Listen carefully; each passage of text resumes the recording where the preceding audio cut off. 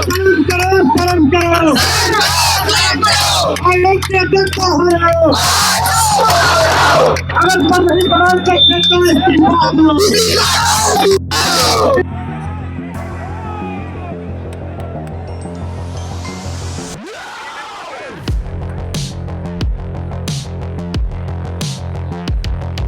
ये पूरा आयोग का जो एग्जाम है यूपी का सबसे बड़ा एग्जाम है। अगर इसको आप एक पारदर्शिता से नहीं करवा सकते तो कितनी गलत बात है। सर ये सबसे बड़ा परीक्षा है, उत्तर प्रदेश की सबसे बड़ी, और आप मानते हैं ये विशिष्ट परीक्षा है तो 2 दिन क्यों आप बंद करिए बस। ये पूरी तरह से आयोग की ही मनमानी है, गलती है, भ्रष्टाचार। अरे सरकार इतनी निकम्मी हो चुकी है कि स्टूडेंट के हित में कुछ सोचने के लिए तैयार नहीं है। उत्तर प्रदेश लोक सेवा आयोग के बाद हजारों की संख्या में यूपीएससी एस्पिरेंट्स का धरना जारी है। उत्तर प्रदेश में प्रयागराज का ये लोक सेवा आयोग है, इसके बाहर यहाँ हजारों की संख्या में प्रदर्शन चल रहा है। आईएएस एस्पिरेंट्स हमारे साथ मौजूद है, जानना चाहेंगे क्या कारण है किस लिए ये प्रदर्शन चल रहा है।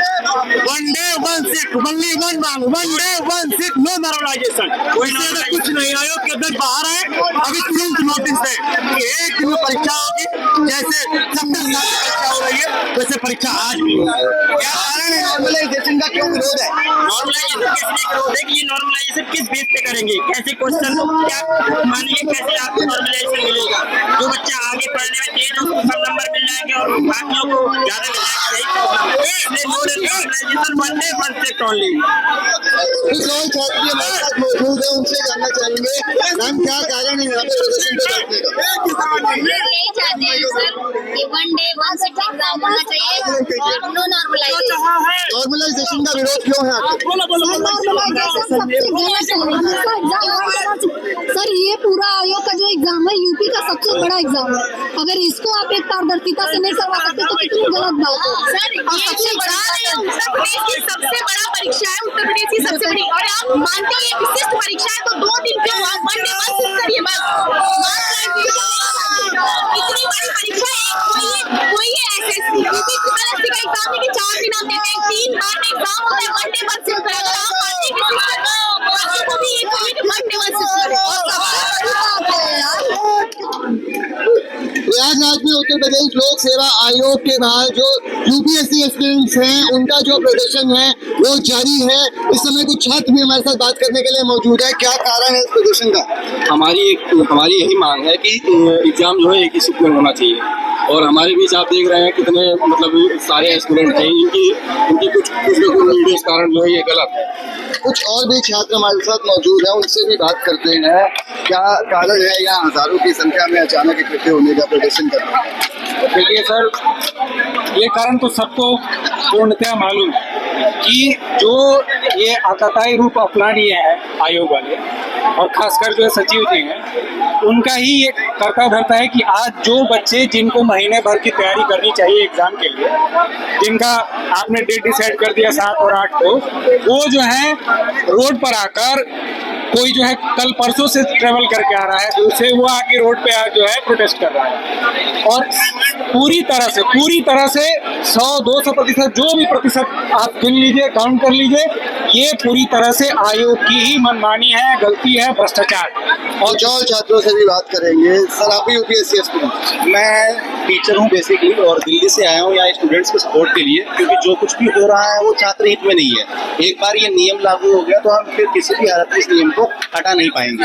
अभी समय है, आयोग ने भी पता नहीं कैसे, किस दबाव में या किस प्रेशर में या किस वजह से ये नियम लागू किया है, उनको भी अच्छी तरीके से पता है कि ये कहीं न कहीं किसी भी प्रकार से उचित नहीं है। क्योंकि आप कैसे डिसाइड करेंगे किसी भी पेपर को कि कौन 2 दिन अगर आप पेपर करवाते हैं तो आप कैसे डिसाइड करोगे कि ये पेपर इजी है? क्या समझना चाहूंगा मैं आपसे, क्या बदलाव आया है और किस लिए उस बदलाव का विरोध किया जा रहा है? क्या बदलाव आया, जो नॉर्मलाइजेशन है वो क्या है? देखिए, हमेशा से यूपीपीसीएस की और आरओआरओ की जो परीक्षाएं थी वो एक दिन में एक शिफ्ट में होती थी, ठीक है जी। अब इन्होंने पहली शिफ्ट में जीएस का पेपर होता था और सेकंड शिफ्ट में आपका सीसेट का पेपर होता था।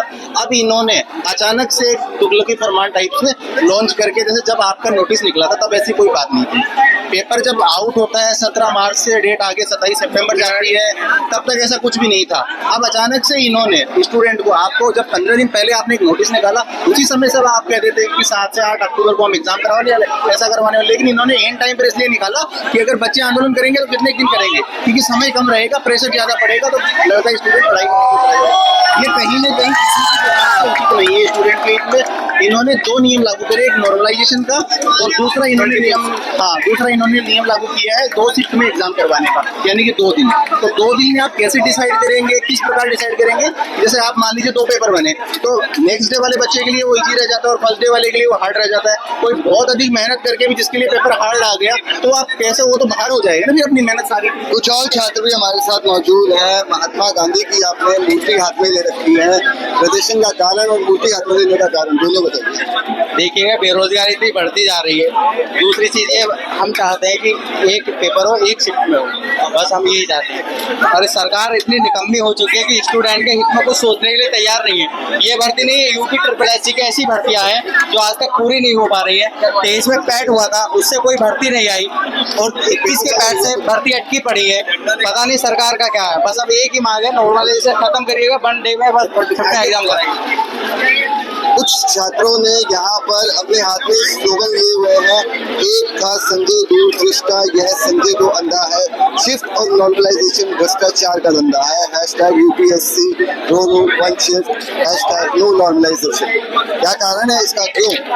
अरे इसमें होता ही है नॉर्मलाइजेशन में कि जैसे मान लीजिए कि कोई क्वेश्चन पूछा जाता है तो उसमें 2 तरीके से हो जाता है। जैसे 2 शिफ्ट बनते हैं, अलग अलग शिफ्ट बनते हैं। तो पहले शिफ्ट में मान लीजिए कोई क्वेश्चन पूछा जाता है कि मान लीजिए राजधानी पूछा जाता है, मान लीजिए राजधानी पूछा जाता है, जैसे मान लीजिए ये पूछा मध्य प्रदेश की राजधानी भोपाल, ठीक है, फिर पूछा उत्तर प्रदेश की राजधानी लखनऊ। तो अगर दूसरे शिफ्ट में पूछा जा रहा है तमिलनाडु की राजधानी चेन्नई, ठीक है, केरल राजधानी, ये क्या है, क्या लिखा है आपने, दोबारा इसको पढ़ के बताइए हमें। ये लिखा है, तेज बोलिए, सरकार तक आवाज जानी चाहिए, पढ़ के बताइए क्या लिखा है, आवाज जानी चाहिए। रघुपति राघव राजाराम आयोग को सद्बुद्धि दे भगवान। हम लोग यहाँ पे नॉर्मलाइजेशन और कई शिफ्ट में कराने के विरोध में हम लोग यहाँ पर एकत्रित हुए हैं, और आयोग से हमारी मांग है कि UPPCS और RO की परीक्षाएं एक शिफ्ट में कराया जाए। महा आंदोलन की भी यहाँ पे चेतावनी दी जा रही है। छात्रों के हाथ में स्लोगन है, मैं उसको दिखाना चाहूंगा कैमरे में।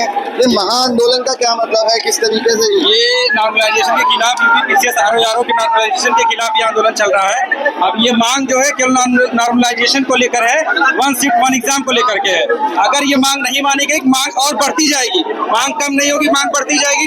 अब हम लोगों ने ये प्रीलिम्स का एग्जाम है, ये कब है? जी, प्रीलिम्स का एग्जाम है, जो प्रीलिम्स का एग्जाम डेट आ गई 7-8 दिसंबर, PCS का, और RO का 22 दिसंबर। और डेट तो बहुत नजदीक आ गई है। जी। ऐसे में अगर सरकार की तरफ से जी निर्णय नहीं बदला गया तो क्या अगला कदम रहेगा? कदम आप देख सकते हैं कि ये जन सलाब जो है ये यहाँ से जाने वाला नहीं है, ये यहीं पे स्थिर रहेगा, और मांग बिना नोटिस लिए शाम को घर लोग जाएंगे नहीं। तो सीधे तौर पर छात्रों की तरफ से यही कहा जा रहा है। मैं कैमरामैन से रोल करके बोलूंगा आपको, यहाँ पर छात्रों की संख्या दिखाई जाए। यहाँ पे जन सैलाब मौजूद है, बड़ी संख्या में प्रयागराज में छात्र सड़कों पर उतरकर हल्ला बोल रहे हैं। उत्तर प्रदेश लोक सेवा आयोग के बाहर हजारों की संख्या में इकट्ठे हुए छात्रों की एक स्वर में एक ही मांग है कि जिस तरीके से एग्जाम पहले होता था, एग्जाम को उसी तरीके से करवाया जाए, नॉर्मलाइजेशन को लागू नहीं किया जाए। कैमरामैन सुरेंद्र सिंह के साथ रोहित गोयल, डायनामाइट न्यूज़, प्रयागराज।